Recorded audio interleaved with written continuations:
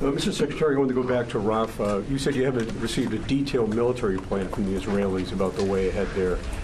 What about the humanitarian plan? You say you want them to care for these hundreds of thousands of people displaced, provide food, shelter, medical care.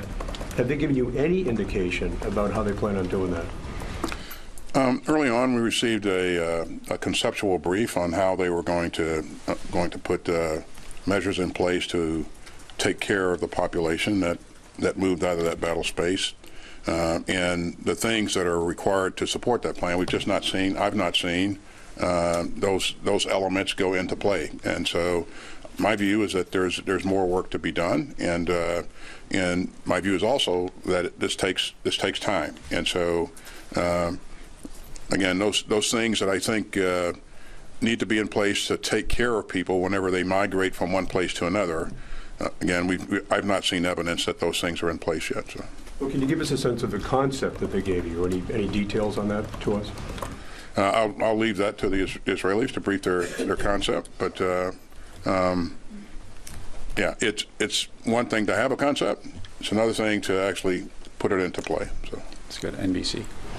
Mr. Secretary, you said that it is possible to conduct operations and also account for civilians in the battle space, and I wonder, on Rafah, given your extensive military experience, what you're seeing happen in Rafah right now, do you think that Israel is doing that, conducting their operations and accounting for civilians in the battle space?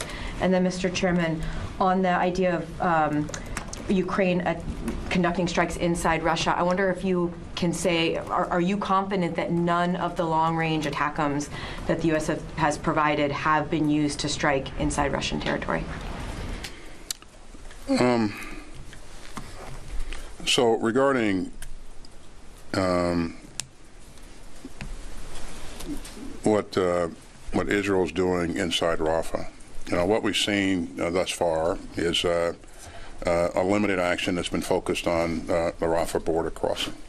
And again, it's reported that Minister Gallant said that he looks to expand operations going forward.